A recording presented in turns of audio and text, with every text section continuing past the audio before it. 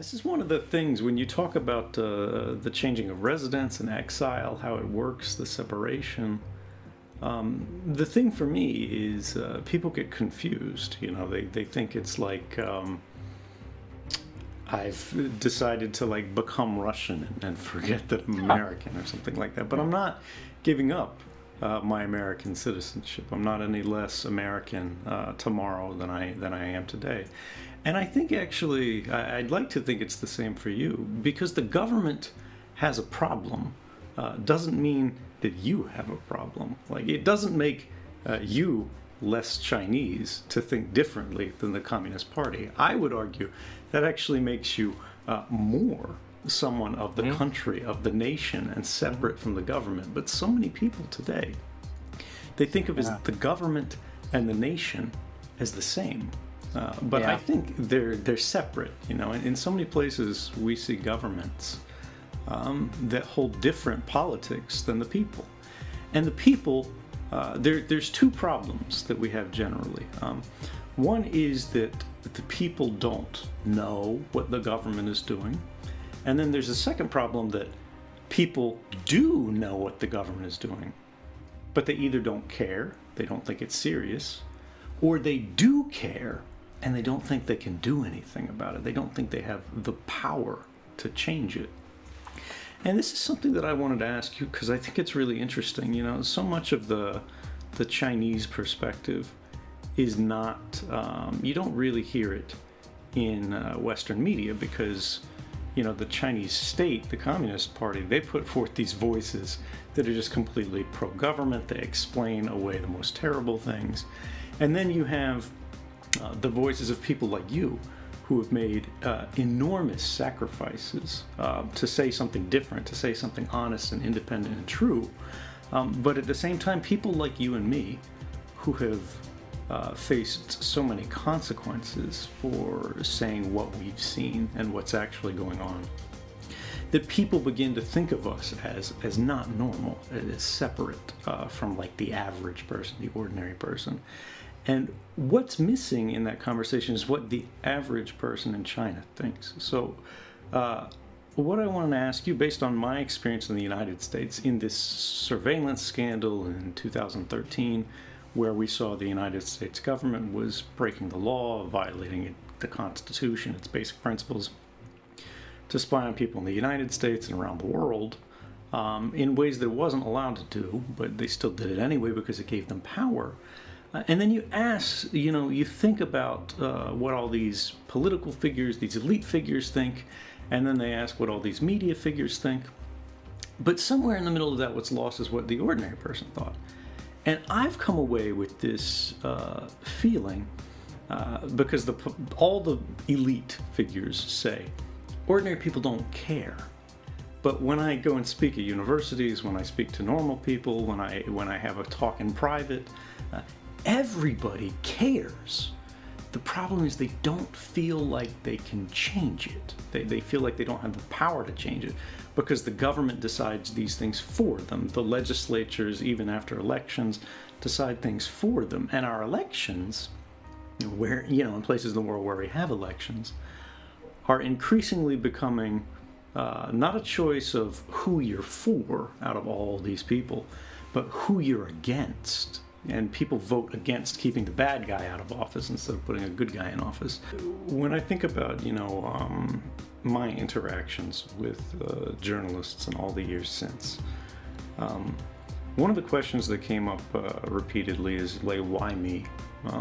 Why did I do something when there's, you know, 30,000 other people at the NSA who didn't do things? And, you know, I've had a lot of answers in a lot of different ways that I've thought about it over the years. Not everybody knew all the things that I knew of the people who knew all the things that I knew, because the offices that I had worked in, because the experiences that I've had, because of the accesses I could have. I could see new parts of, you know, what this part of the government was doing, this part of the government. And not everybody shared that, right? So it's already a smaller group that can do this. And then of that smaller group, there's an even smaller group of those who actually plausibly could get this information out of the building And these are largely workers in technology, who can do this kind of thing.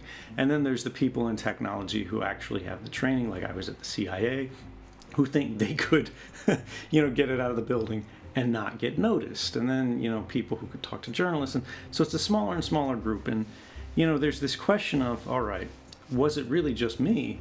Or were there more people who could have done it and didn't do it because they were afraid, or this, that, or the other? And I think there were more people who could do it, and they were just afraid to do it, or they didn't care that much to do it, because I was afraid to do it, and I didn't want to do it. And I waited a really long time until I actually did do it. And so maybe I waited too long, actually. And then I talked to journalists, and the story goes on from there. But for you, when you think about the fact that you've been pretty successful, and in a lot of power structures in government, particularly when you're not dealing with national security agencies and these big police states, they've got two ways of trying to keep people silent. One is fear, that there will be some consequence, there will be some punishment. And the other one is inducement, where they try to reward you, they try to, make you more successful. They try to buy you out, basically.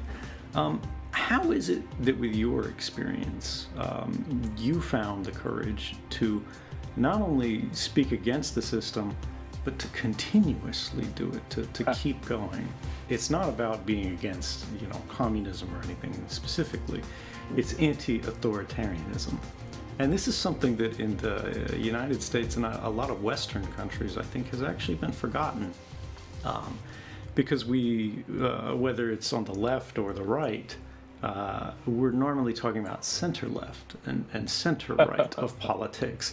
And this means, it's more of the structural, institutional, corporate left or right. They're very interested in the making of rules and the declaration of rules and the systemization of rules that they are writing, right? Whether they're on the left or the right, they all agree the government tells you what to do, you follow it. As opposed to the more traditional liberal idea, where we have the very fewest rules necessary for society to sort of continue peacefully.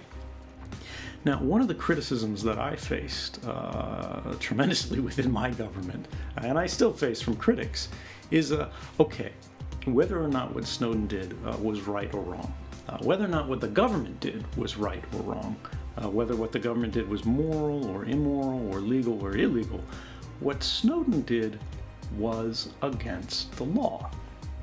And so there's kind of this replacement of the individual's idea of right and wrong, society's idea of right and wrong, with the rule of law. And we understand the rule of law. We think the rule of law is a good thing generally. But when the rule of law spreads so far, and the application of law, the creation of law by politics, begins to narrow what you can do so much, that now speech is against the law, even when it's saying something that the public needs to hear, should have heard. It never should have been secret in the first place. How do you think about this idea, even if there is majority support, that things can be made illegal, that maybe should not be possible to make illegal? And like, when you say anti-authoritarian, what do you mean? What are the limits of authority? What are the limits of lawmaking in a society, or should they be? And how should ordinary people who are doing everything they can within the law to dissent or object, but can't achieve anything, how should they think about this conflict, this tension? Mass surveillance and the controversy that resulted from it. We changed laws in the United States. We changed laws in Europe as a result of this reporting. Policies were changed, and it's like, okay, great. But the system itself didn't really change meaningfully. The laws that were changed were small laws. They were made more to reassure people, to release some pressure against the system, than they were actually to stop the abuses that had happened.